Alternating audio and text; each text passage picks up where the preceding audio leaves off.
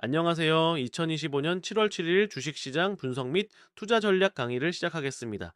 오늘 우리는 시장의 전반적인 흐름을 짚어보고 주요 업종과 ETF 동향을 분석한 후 이를 바탕으로 한 단기 및 장기 투자 전략을 세워보겠습니다.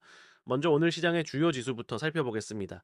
네, KOSPI는 3241.25포인트로 1.25% 상승 마감했습니다. KOSDAQ은 927.84포인트로 0.37% 상승했습니다. 원대 달러 환율은 달러당 1341.30원으로 0.45% 상승하며 달러 강세가 나타났습니다. 다음 슬라이드를 보시겠습니다. 오늘 시장의 주요 특징은 다음과 같습니다. 트럼프 관세 정책 불확실성, 미국 대선 후보의 관세 정책에 대한 우려로 자동차와 같은 수출주들의 변동성이 커졌습니다. LG전자 어닝 쇼크, LG전자가 기대에 미치지 못하는 실적을 발표하며 주가가 약세를 보였습니다. 금리 인하 기대감, 시장에서는 곧 금리 인하 사이클에 진입할 것이라는 전망이 나오며 경기 회복에 대한 기대감이 확산되고 있습니다. 투자자별로 보면 개인 투자자는 1,527억 원을 순매수하며 저가 매수 심리를 보였습니다. 반면 외국인은 유가증권 시장에서 8억 9천일억 원을 순매도했으나 코스닥에서는 1,359억 원을 순매수했습니다. 기관 투자자는 1,559억 원을 순매도하며 차익 실현에 나서는 모습을 보였습니다. 시장은 대형주에서 중소형주로 그리고 조선방산 원전 업종에서 2차전지 업종으로 자금이 이동하는 업종 순환매가 진행 중입니다. 업종별 등락률을 시각화한 막대 그래프를 보시겠습니다. 네, 그래프를 보시면 붉은색 막대로 표시된 상승 업종들과 파란색 막대로 표시된 하락 업종이 한눈에 들어옵니다. 운수장비, 전기가스업, 기계, 음식료품, 금융업이 강한 상승세를 보인 반면 자동차 업종은 유일하게 마이너스 수익률을 기록하며 부진한 모습을 보였습니다. 상승을 주도한 상위 5개 업종은 다음과 같습니다.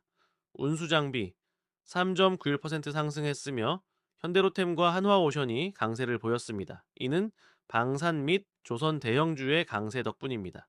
전기가스업 3.37% 상승했으며 한국전력이 주도했습니다. 트럼프 2기 행정부의 원전 및 전력망 확장 정책에 대한 기대감이 반영된 결과입니다. 기계 3.26% 상승했으며 방산장비와 전력기자재 관련주가 강세를 보였습니다. 음식료품 3.22% 상승했으며 내수 소비 회복에 대한 기대감이 작용했습니다. 금융업 3.20 상승했으며 은행 및 증권주가 강세를 보였습니다. 이는 금리 인하, 사이클 진입 전망에 따른 재평가 기대감 때문입니다. 자, 반면 부진했던 업종을 살펴보겠습니다. 자동차 마이너스 1.4%로 가장 큰 하락률을 보였습니다. 현대차와 기아가 약세를 보였는데 이는 트럼프 관세 정책에 대한 불확실성이 주된 원인입니다. 화학 업종은 글로벌 공급 과잉과 중국발 저가, 공세에 대한 우려로 0.17% 상승에 그쳤습니다. 이번에는 투자 주체별 순매매 패턴을 나타내는 막대 그래프를 살펴보겠습니다. 이 그래프는 6월 사주부터 7월 1주까지 개인, 외국인, 기관의 순매수 금액을 보여줍니다. 7월 1주체 개인은 큰 폭의 순매수를 기록한 반면 기관은 큰 폭의 순매도를 보였습니다. 외국인은 소폭 순매수했습니다. 개인, LG전자 어닝 쇼크 등으로 인한 주가 하락을 저가 매수 기회로 판단해 유가증권 시장에서 1,527억 원을 순매수했습니다. 외국인, 대형주에서 중소형주로 이동하는 순환매 패턴을 보이며 코스닥 시장에서 1,359억 원을 순매수했습니다. 기관, 상반기 상승했던 조선, 방산, 원전주를 중심으로 차익 실현 매물을 내놓으며 총 1,559억 원을 순매도했습니다. ETF 섹터별 등락률 그래프를 보면 2차전지 관련 ETF들이 급등한 반면 조선방산 원전 관련 ETF는 조정을 받는 모습이 뚜렷하게 나타납니다. 급등한 ETF는 다음과 같습니다. KODX 2차전 지산업 레버리지가 무려 18.33% 급등했습니다. 이는 섹터 순환매, 에코프로비엠의 2분기 흑자 전환 기대감, 그리고 테슬라의 판매량 호조 등이 배경이 되었습니다. 반대로 하락한 ETF는 다음과 같습니다. TI가 조선 톱센 ETF가 12.11 11% 하락했습니다. 상반기 동안 높은 상승률을 기록한 데 따른 피로감과 차익 실현, 매물 출회가 주요 원인입니다. 단기 투자 전략을 제안해 드립니다. 핵심은 순환매와 정책 수혜, 그리고 실적 개선입니다. 순환매 수혜주, 자금이 대형주에서 중소형주로 이동하고 있으므로 소외되었던 2차전지 소재 부품, 중소형 반도체 관련주에 주목할 필요가 있습니다. 정책 수혜주, 트럼프 관세 리스크가 낮은 내수주나 방산, 원전, 조선 등 정책 수혜가 기대되는 종목으로 분산 투자하는 것이 좋습니다. 실적 개선주, 7월은 역사적으로 상승 확률이 높은 서머랠리 기간입니다. 이 분기 실적 발표를 앞두고 턴어라운드가 기대되는 금융, 통신, 음식료 등의 종목을 선별하는 전략이 유효합니다. 트레이드는 장기 투자 전략입니다. 장기적으로는 구조적 성장이 기대되는 산업에 집중해야 합니다. BTS 산업 50%, 바이오, AI 반도체, 원전, 조선 등 기술주, 섹터, 대체 불가 K 섹터에 장기 투자하는 전략입니다.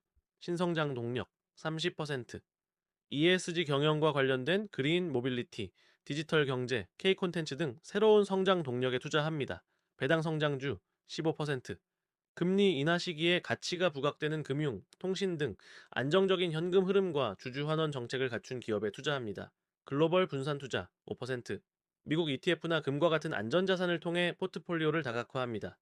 여기서는 구체적인 포트폴리오 구성을 제안하고 결론을 말씀드리겠습니다.